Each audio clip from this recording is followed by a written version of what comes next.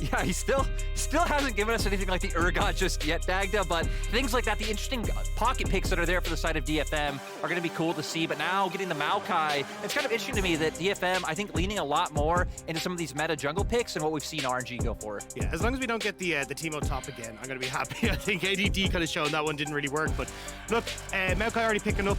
I'm looking for things like the Kalista in that bot side. I think as well, Yutapon has looked fantastic on that Kaisa, as you said, like picking up, 10 plus kills in 2 of the games that he managed to play for. But I think Yaharong has been a bit of the unsung hero for DFM. His damage percent has been so incredibly high. Yeah, and for me, like, if DFM are going to find the win here today, that's where they need to index. Index into the mid lane, get those control mage matchups. Xiaohu typically going to pick things that aren't too strong in lane. Like, sure, he's played the Syndra once so far, but I wouldn't expect to see it again. All right, first 2 picks of the draft for DFM are going to bring some pretty incredible AoE and CC to their team fighting potential here. The Kennen in the top side, Maokai and what I am guessing is the jungle. Back over to RNG. It'll be Sejuani, the second pick here. We've seen this work really well with melee-heavy top sides, and they'll lock in Taliyah there for the mid lane. And this is where I get really curious, because we've seen a lot of teams like flex the opportunity when you end up taking the Maokai to a different role, especially when Steel has been able to play things like the Hecarim. I'd actually love to see them try and go for something like that. You get this all-in potential, which is super great with the Hecarim and the Kennen, and then you just get to farm like absolutely crazy in the early game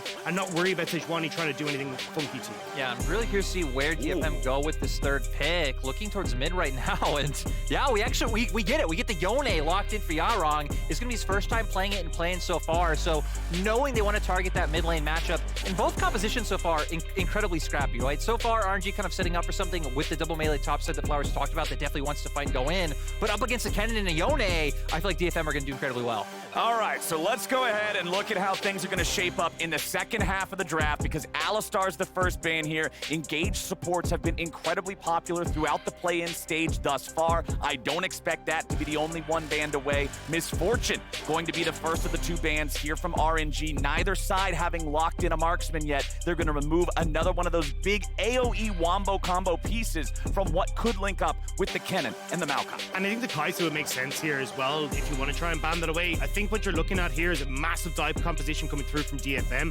So I think something like a Kaisa that can follow up on that would be really strong. But we also know that Gala is a massive fan of that pick. I just don't know if he'll get it on first rotation, because Yutapon can take it away. Exactly, right? I expect them to take it away, especially with them banning the Aphelios. We've already seen RNG answer the Kaisa before with the Aphelios who's playing so far, but things like the Tristana are still open. So if DFM opt into the full dive with the Kaisa, I wouldn't be surprised to RNG to answer with that pick, but no, they actually go with that one first. Alrighty, the Tristana's locked in, the Aphelios, the Caitlyn are banned away. Back over to RNG. I need to see an AD carry. I need to see a support. How interesting is this gonna get? Gala is one of those AD carries that can kind of just pop off no matter what may happen. So I love to see the spiciness. Come on, lock that in.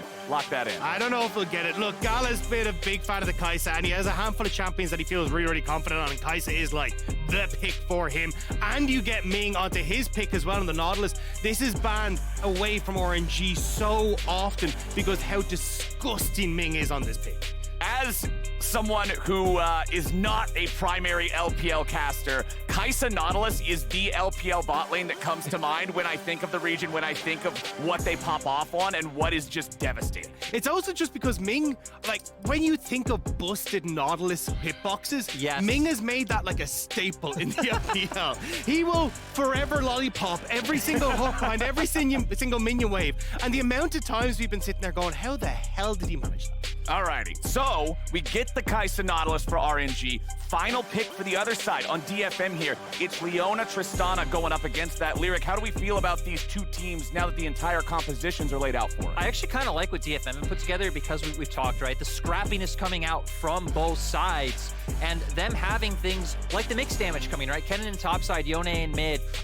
Every champion is able to jump in and follow up. If Xiaohu ever mispositions a little bit, he will just be caught out. So it feels like to me, like, sure, RNG have the same engage and dive potential, but need to be a little bit more careful. Yeah, I think a lot of this has to come from Xiaohu in the early stages. If they can get that lead, well, then their dive is just... RNG are going to walk away with this one. So DFM certainly have a hill to climb. We're onto the Rift here for the first time in this series. One thing that immediately jumps out to me, Xiaohu playing that Taliyah, not needing the teleport because he's got the ultimate to get him around the map a little bit, taking the cleanse to get out of some of this CC instead. Yeah, taking the cleanse is the area as well, so wanting to really try and punish heavily in this laning phase.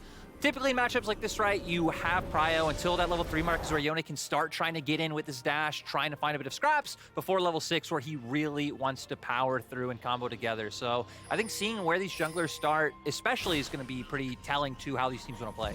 All right, and as they look for one another here at the level 1s, remember you can link your league account with Prime Gaming to receive some free in-game content. So if you haven't already done that, go do it, go get it done, get yourself some nice freebies.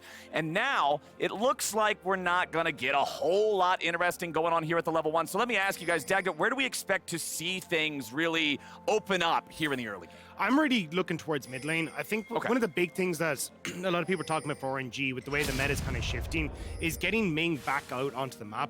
And that has always been traditionally playing around Xiaohu. And when you've got something like this Taliyah that wants to try and push, you got Way there. If you can 3-man in towards mid, try and pick off Yaharong, I think you can try and get the ball rolling. Even just accelerating Xiaohu into a good position so he can get access to the map is good. I think especially because you know DFM definitely want to target mid. Like, you kind of have 3 lanes that you're able to play around, right? Kennen going to be able to bully up in that top side. You have the all-in and bot, but having a melee and range matchup, you need the jungle attention because you want the 2v2. So for RNG, I would expect Way to look to cover mid, but if you can go bot first, try and find setup for a gank, and then unlock Ming so you can have numbers advantage in mid lane. RNG will be in a solid spot to counter that aggression. Yep, Ming's ready to start those scraps here, 2v2, nice and early. Worth pointing out, since both of our junglers are starting on the top side of the map, pathing down towards the bottom side, we could see some more scraps around these 2v2s, potentially turning into 3v3s if both junglers want to get involved. You can see there is a ward placed by DFM on the chicken camp of RNG, so to be able to see if Way starts that one up, Steel just going straight into the Gromp for himself, and we'll just kind of keep an eye on how things are playing out down here with those junglers being ready to path towards it. When Scuttle Crab spawns, obviously whoever's got more control over this lane is going to be able to lend that control to their jungle. And a lot of that is going to be coming from the mid lane for Xiaohu, right? Just crashes the wave. You now look at where Way is. He's moving out into river to make sure that he can try and pick that one up. So already we see these moves trying to come through where they can spot out where DFM are, but Steel might have read this. He snuck his way into bot side, and I don't think RNG are aware. Okay, Steel's just hanging out here, back in the very, very back part of the brush here. Harp just gonna go ahead, use that sweeper, make sure that nobody is able to see what Steel is doing as he creeps around the fog, has made his way into the second brush, and now they're ready to engage. They'll go after Ming. He's just walking it off. Alrighty, they got the flash out of both RNG bottom laners. So now I'll be looking for DFM to return here before those cooldowns are ready. It was just a nice play overall by DFM as well, because Xiaohu actually checked DFM's jungle, saw the blue buff was still up, so not a whole lot of information on where Steel was, which is what allowed that play to work out so well. So when we talked about RNG wanting to lean towards bot first, potentially, before making any plays towards mid, I feel like DFM have read that play very well. Yeah, and I know it's going to be a case of how can RNG try and bounce back from this. I think Yaharong kind of doing a good job there of leaning down into river to make sure that they could push Way back into their own jungle. Breathe is actually doing pretty well up here, getting a lot of these trades back and forth as well. The Arcane Comet has been something that we've seen a lot over in LPL, specifically into these range matchups like Dinar, so you can just continuously trade with those Darken Blades. Right, it's one of those things that doesn't quite give you the same power later on. You're not going to become as much of an unstoppable drain tank in the team fights. But those quick trading patterns, particularly just in the 1v1s, going to feel a lot more comfortable for him. And you can see, breaking even in a Kennen lane as a melee champion is always going to feel great early on in the game. I think especially because you say we looked at the stats, Evian wins to losses is huge. Like, he has typically been the DFM member that if he can find the lead, he is the main carry. If he gets set behind is when Detonation Focus Me have struggled. Yeah, I think though we are going to see a lot of pressure bot, because I was looking at the screen there, I was like, okay, junglers are just going to go for the reset, but immediately they go to bot lane first. It's like, we're just going to be here in case any funny business happens. And it definitely feels like that's where a lot of the focus at the moment is for both these guys. And if Yutapon can get those leads, we know what Tristana can do, right? You take over the lane, you've got great all-in potential, you start to get those third plates. That is going to be a terrifying prospect if DFM can get ahead. Okay, we've got the XP per level on your left side of your screen right now. The big thing to keep your eyes on there is Xiaohu almost to level 6, about 3/4 of the way there. Once Taliyah unlocks that, that's when I really want to see RNG start trying to make these moves. Overload one side of the map, get something going on. Breathe is obviously unafraid of fighting Evie. If you can go up there, cool. Bottom side, you guys have already talked so much about how that's going to be a pivotal part.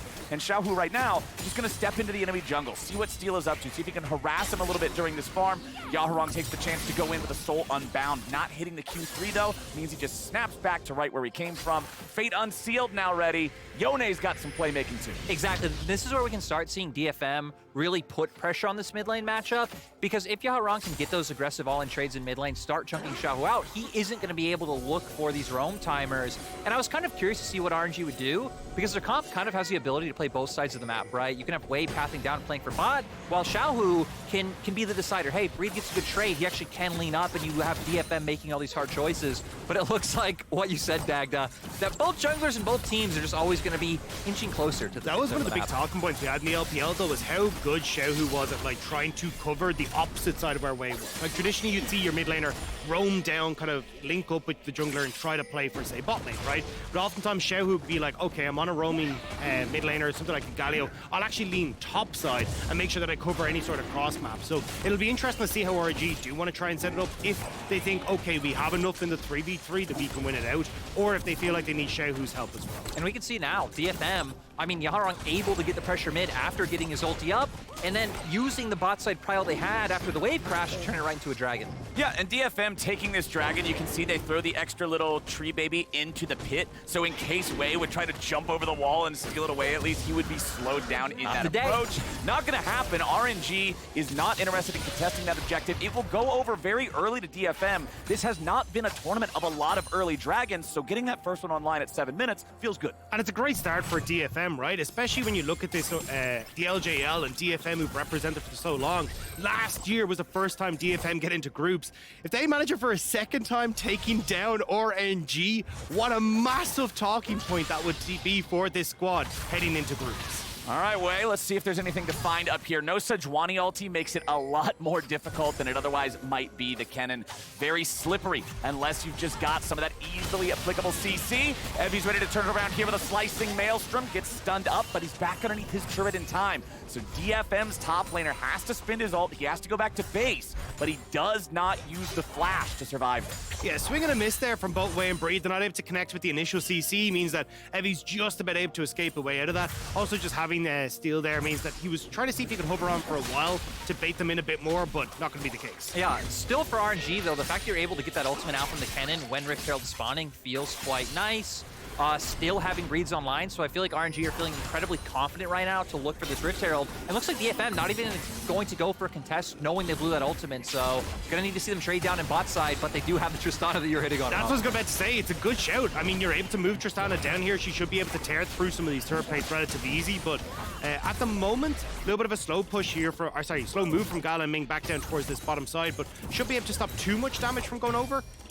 So with this first turret plate going down there, the second one's going to drop very swiftly after. This is always one of the comparisons that I like to look at when one team gets Herald and the other side just declines to answer that fight and keeps their guys bottom instead. Hey, you already got 2 plates back. That's the expectation of a Herald unless you can make a much bigger play with it. I think if you're DFM, you're pretty happy. Oh, 100%. And especially because yesterday I feel like we saw a lot of moments against Loud where they were a smart team. They did have, you know, good rotations, and they are one of the teams that are just going to stare at you in front of an objective and waste time. Yeah, the biggest problem when it comes to that rotation, though, is just Xiaohu kind of getting the jump on you, right? Because he's got that Weaver's Ball, you can very easily push mid, create a numbers advantage on side lanes, and use the Rift Guard in that regard. And especially with the amount of focus that has been put on bot side already, it feels like that will more than likely be the case. And you can see at the moment RNG are trying to set up for that. Clear out the vision that might have been placed down by DFM to spot any sort of roams from RNG. I also like the idea of them putting Herald bot just for the idea that if they decide and elect to go topside with it,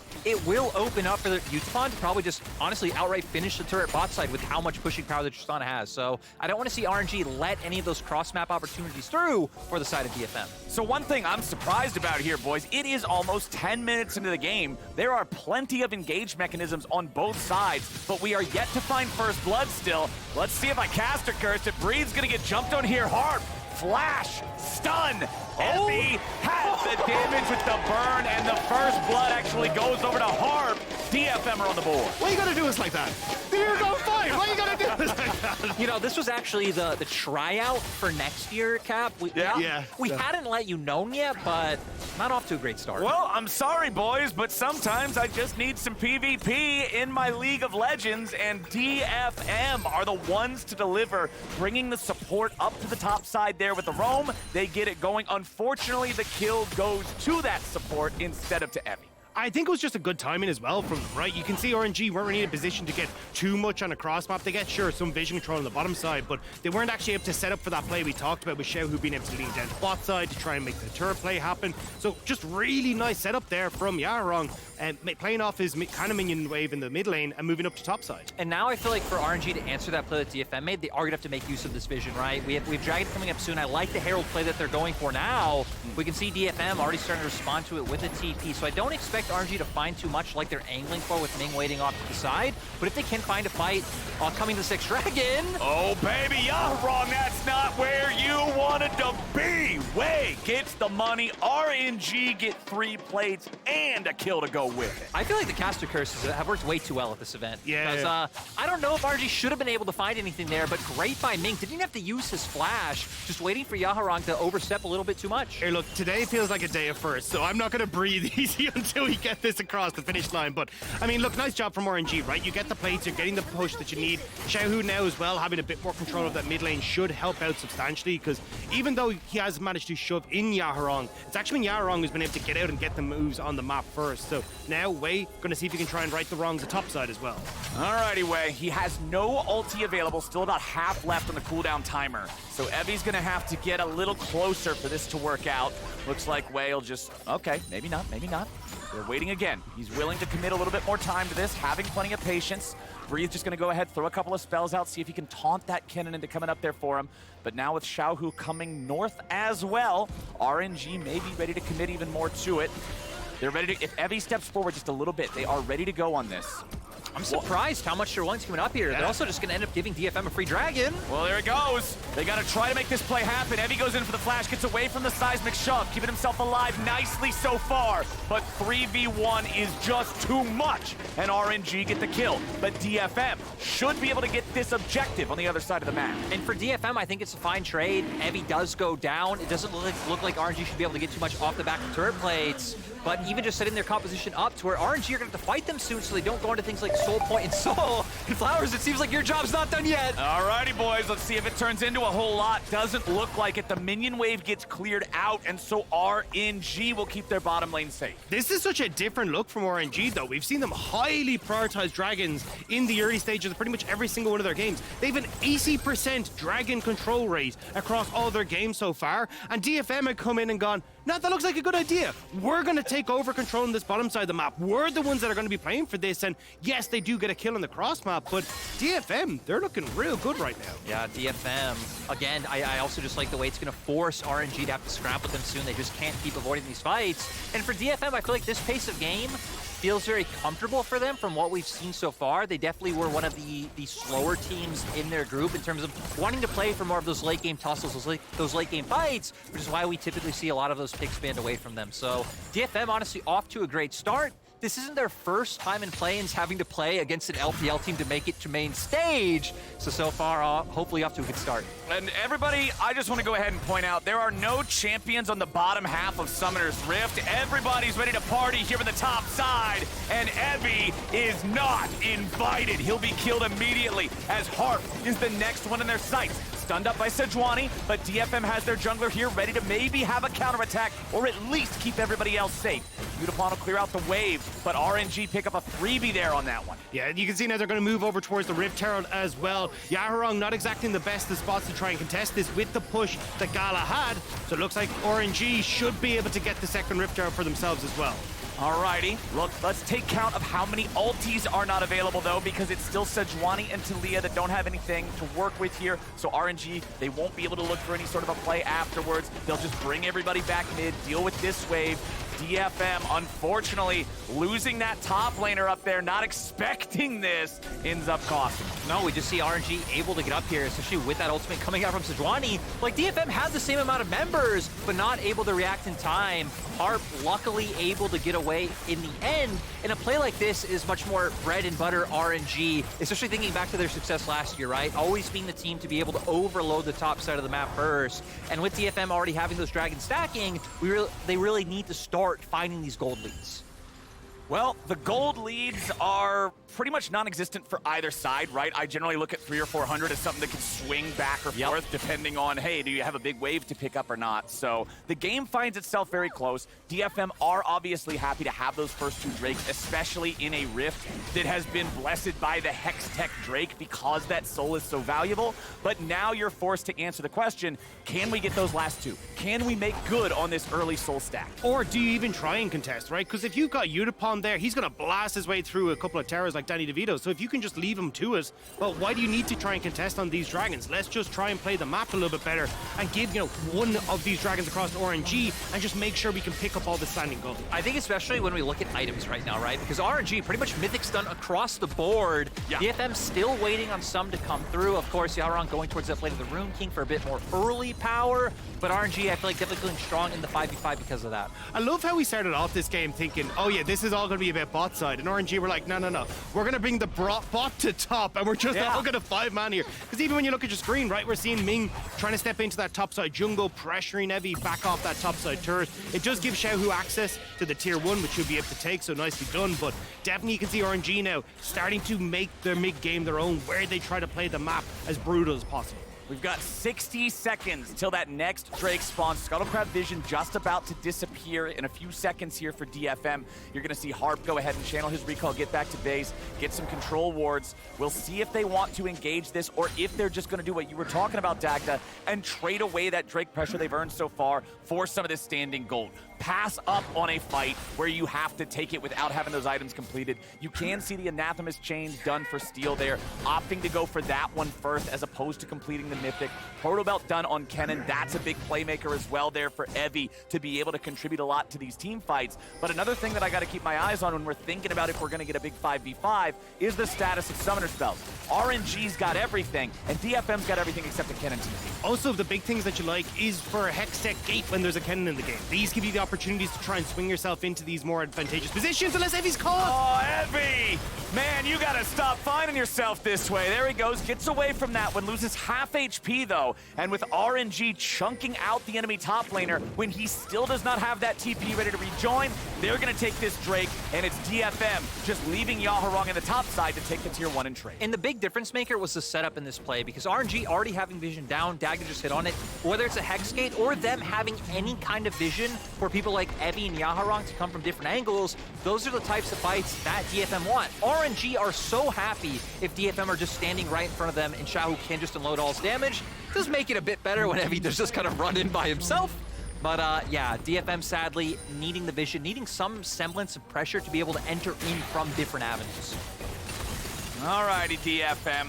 Things are not looking so great in the past couple of small engagements, right? Like Evie getting caught off guard a little bit. And that's one of the things that I worry about as we get into the mid-game very solidly now. It's one of the conversations that always happens when you're looking at major regions versus minor regions, is macro play and 5v5 team fighting, and how the edge is almost always in favor of the major region. It's one of the things that really separates the two different types there. And so for DFM, especially after what was a very back and forth messy series yesterday against Loud, I feel like the coordination's really gonna need to level up here if you want to be able to go toe-to-toe with RNG. Yeah, and I feel like that works twofold this game. One, because RNG might be the best mid-game team coming from the LPL despite being our 4th seed. They're really good at making these plays on sides, kind of taking 2 objectives at once and making the enemy have to work for a fight to win. And secondly, that DFM's composition should be good at making these cross-map plays or playing sides, getting turrets done before RNG are able to answer. RNG should be the team that's relying more on these 5v5s. The thing is, though, RNG have been doing a really good job of sweeping out all the vision that DFM established. They got themselves situated all on that top side. Well, you can see how dark that side of the map now is for DFM. And again, you're just kind of playing this game with RNG where it's like, cool, we will try and control river. We'll start to eke this line slowly but surely forward. Whereas DFM kind of instantly tried to grab grab a bunch of space, which made it easier for RNG to clear it out. I will say for DFM, the one shining light is that they have been able to get gold onto Yutapon. We can see right now him sitting about 30 CS up over Gala. Already 2 items done, so he's going to be their big damage dealer once we get into a skirmish. Evie as well, going to want to find some sort of impact, but just hasn't been able to do it yet. And when we talked about Yaharong, kind of, oh, hang on a second. Oh boy, Evie's ready on the flank. This time it's Wei being forced to flash out, trying to escape away from those roots. And now Wei and everybody on RNG can turn it right back around. Evie has been found again and again and again. 0-3 in this game. Just small oversteps costing DFM and allowing RNG to thrive when it constantly looks like they're about to be punished, but they're able to thrive. And again, it was just a nice play. You saw Xiaohu already leaning to mid to make sure that he could cover. Yaharong was still trying to put attention onto tier 2. They might find Xiaohu, but he's found company. Oh boy. Yaharong just snapping back early to get away from that anchor of Ming, make sure he doesn't get caught out there. He knows he's got to back up because RNG have plenty of bodies in this top half of the map. RNG now getting their guys back in position here at the tier 1 in mid, so Yutapon's not able to take that and knock it down with Tristana. Weaver's wall ready to come in as Wei will look for the flank here on Harp. Teleport's now about to show up for both sides. Evie still has no Kennen ulti, but Wei has no flash and no way out. Steel's gonna grab the kill on the enemy jungler, but now Harp is low and Evie is the same. Another TP showing up. Yaharong's made his way in. DFM grab a second kill and Evie still survives. Breathe tries to get away, but Steel's got him locked down, and Yaharong seals his fate.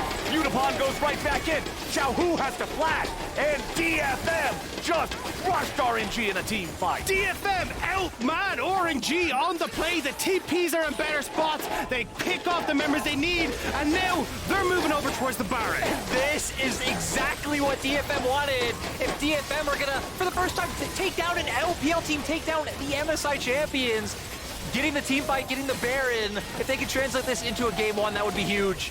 And there it is, Baron at 22 minutes for the LJL team. And we see here, right? Dagda, you were just saying that the better positioning coming in. RNG thinking they found Harp, but he manages to get away. And I love the positioning that Evie comes in on because they know Wei's flash is still down from the last play. So this time it's him overstepping a little bit, gets picked off. And then sadly, with him down, with Ming already getting chunked out, you really don't have a frontliner to absorb all this damage because Breed's on the opposite side of the fight. Yeah, the position on the TPs was just great. You see the first one zoning off Gala and Ming from the start of that so they can go on to Wei. Then you get Yaharong aggressive TPing, but here we go. Oh, we are not done, my friends. Yaharong getting himself right back to where he started here with Soul Unbound. That incredibly powerful E on the Yone, allowing him to dive in and then escape. But the Dragon spawning in 5 seconds, and RNG now have the advantage. And you got 2 items now on that Yone as well. Yaharong wants to see if he can try and step up big in this fight. DFM already have good position and they've got a good front to back here. This is where it gets a little bit risky for RNG. Keep your eyes on Evie to see if he can make the play with that big ultimate. Alrighty, this could tell us so much about the fate of this game.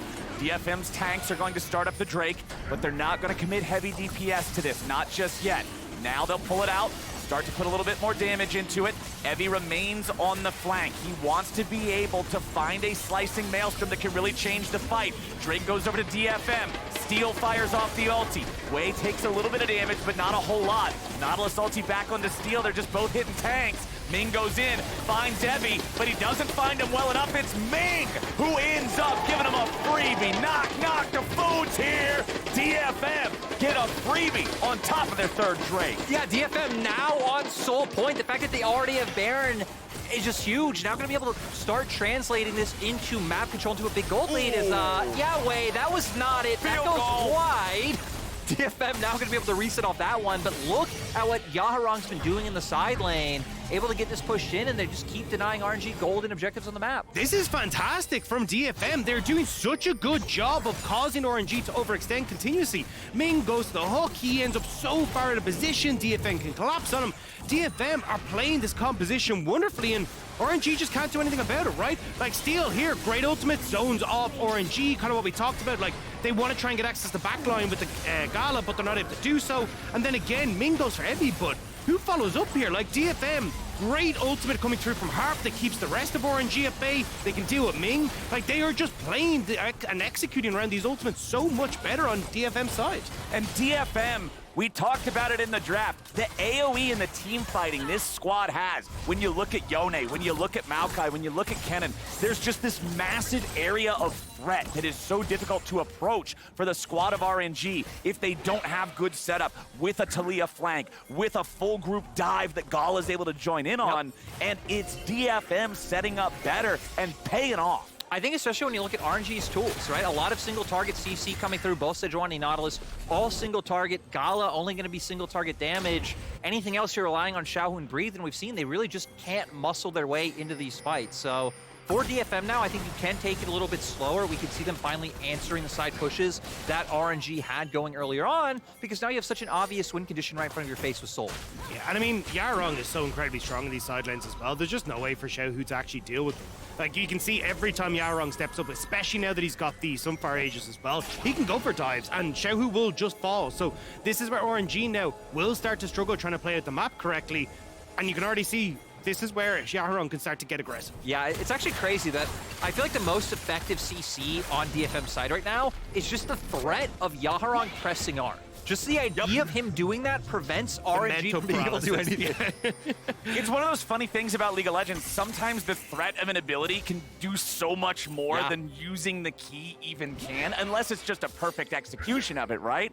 The threat of that being there is such a nightmare that everybody's got to be ready. And Evie over here on this Kennen, who remember was the target of focus early from RNG, who did have a couple of positioning whoopsies, I guess we'll call them, that got him in some trouble, but he's sitting on Proto Belt, he's sitting on Shadow Flame, he's sitting on Sorcerer's Shoes. This is the 1-2-3 spell pin punch that turns that Kennen ulti into a torpedo. And he has the flash. He's got that little bit of extra nos in the back pocket when he needs to pick up speed, and that's where I think Evie is really going to be able to shine at this next fight, if he can get the positioning on towards RNG, because, I mean, Gala, incredibly short range. Xiaohu kind of needs to be up close and personal to a certain extent as well to get his damage off. So if you can get in there, that's going to look fantastic. And when you're talking about Xiaohu and Gala, the other thing to remember, no Guardian Angels, no stopwatches. That's what makes it even deadlier. Evie getting caught now again, just when I got done praising him, it could be lights out.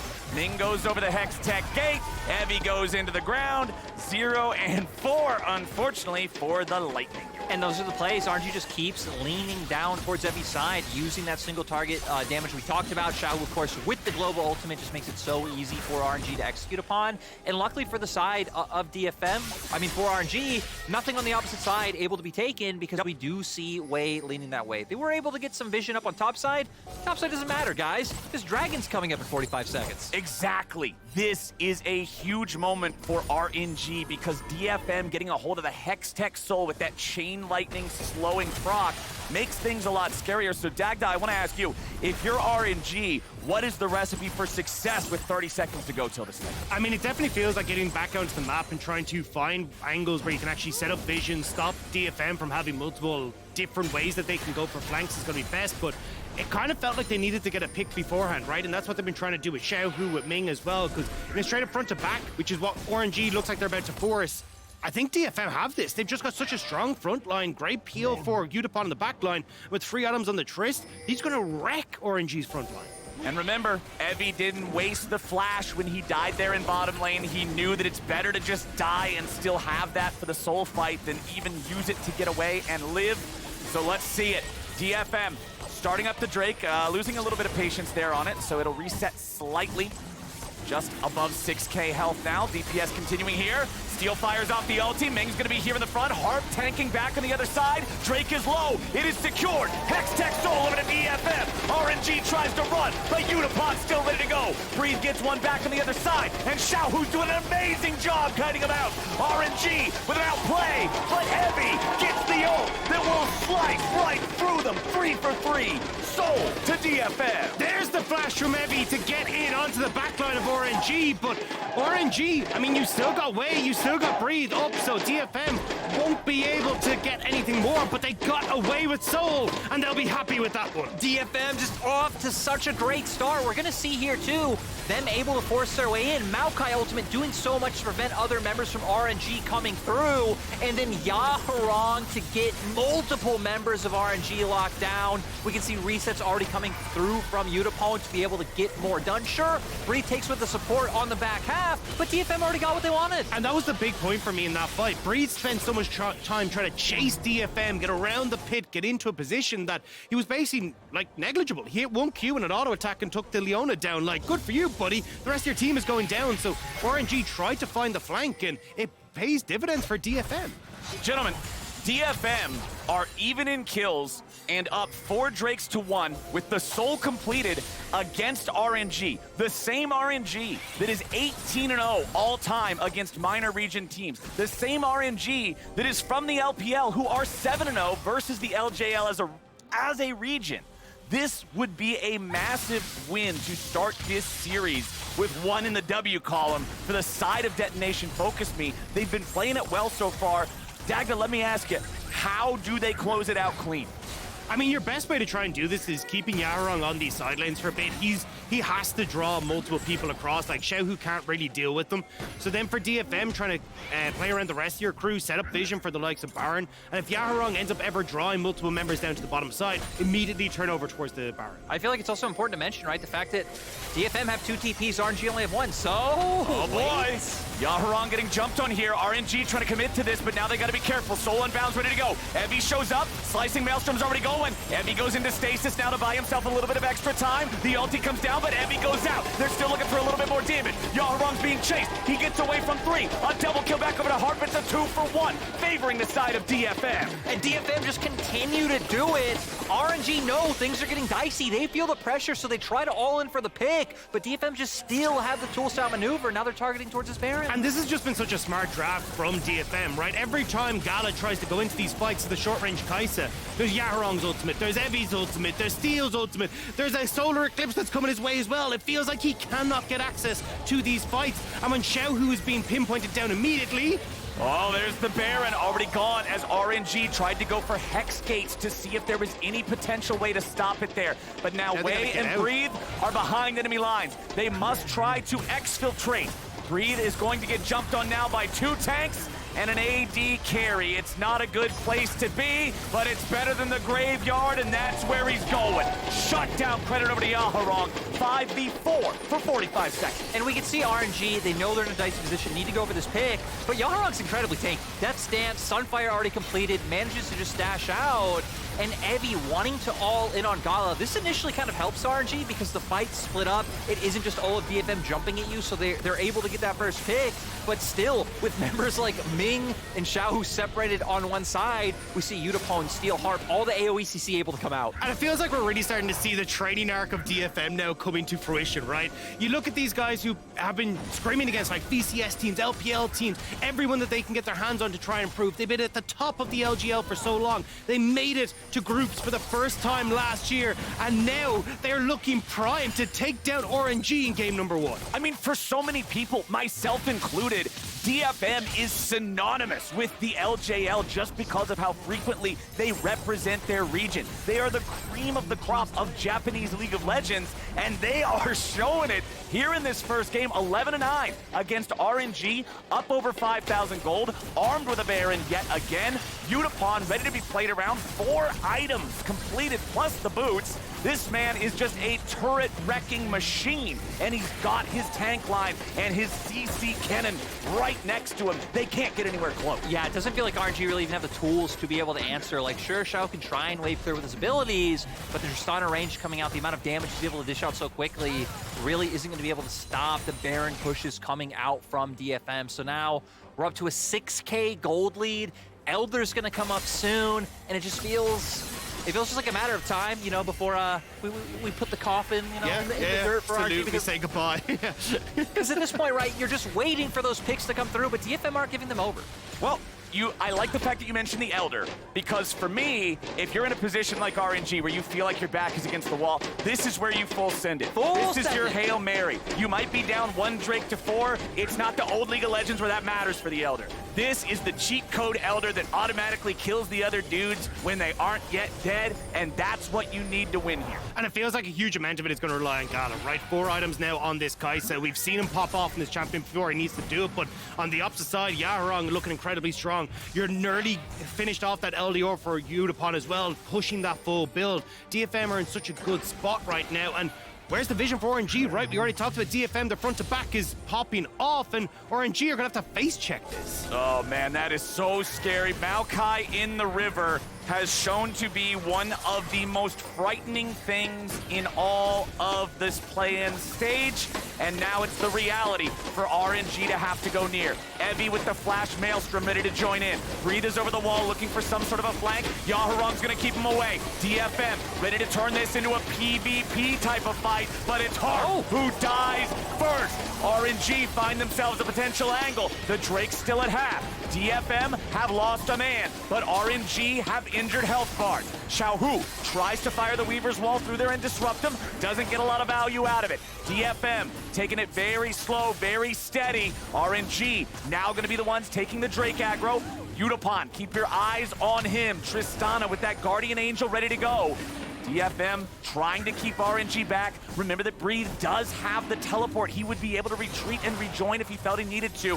Yaharong clearing out some vision. Yutapon trying to get the wave pushed up. Now you got a TP coming back in from Evie. The Elder Drake's down to 2K. Elder Drake will be secured by Gala, but now Evie's coming into the fight. Gala's gonna be taken low. He won't be taken out. He fires back. Elder execution. Gala finally dies. Everybody with Xiaohu has been deleted, and DFM are marching down mid lane. Yutapon needs to find Xiaohu, though. He will be able to reset and should be able to clear out these waves, but this should be the base broken for DFM. Once more, the team fighting from the LJL is coming up huge. LPL's 4th seed may have gotten the Elder Drake, but they were so injured from the previous fight, they couldn't get anything out of it. Yaharong has chased Xiaohu to the ends of the earth and stopped him from getting back in time. DFM will do what no minor region team has done before and take down RNG in game 1. I am so ecstatic for DFM. It's only 1 game, but what a huge victory when LJL hasn't been able to even take a game off the LPL before. Again, RNG, our most recent MSI champions. DFM come out, great composition, some interesting picks, much better team fighting, and halfway through the game, Flowers, you're talking about, hey, the macro needs to be there for DFM. Yeah. It was. They looked incredible. I mean, even in the early stages, right, we're like, Xiaohu's going to get out of mid, he's going to be able to do whatever he wants, doesn't manage it. And I think a huge amount of that comes down to Yaharong as well, who at the start of, coming into Worlds, people are like, we know Arya's gone, Yaharong hasn't really been able to step up. He's had a fantastic tournament so far. To see him popping off in the Yone brings a big smile to my face. It's been so crazy too, because he's kind of been like, okay, Azir, Victor, these sorts of champions. Now just casually drops the Yone game and styles on RNG. I mean, I said these guys have a mountain to climb. They got their water bottle, they got their climbing pick, they got their good shoes on. DFM showed up ready to play today. I was really concerned. I thought yesterday's series against Loud looked really wild, really loose, really sloppy. But they showed up ready to go against RNG. The early game, like you guys were talking about, it wasn't fast, it wasn't bloody, it wasn't this crazy PvP battle arena. They were taking it slow. We didn't have first blood until 10 minutes into the game, and it worked out to set them up to scale up this team fighting comp and get to the point where they were just able to box RNG and hit them right in the mouth.